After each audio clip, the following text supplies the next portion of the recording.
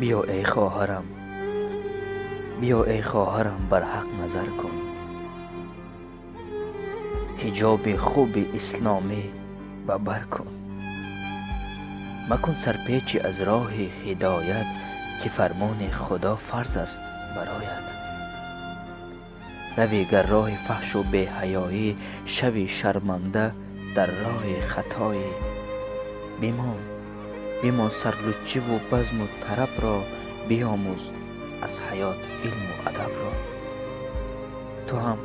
تو هم ای خواهرم آخر کلانی، مشو دلبسته مال فلانی. جمال خواهران ستر و حجاب است، همه گفتارم از روی کتاب است.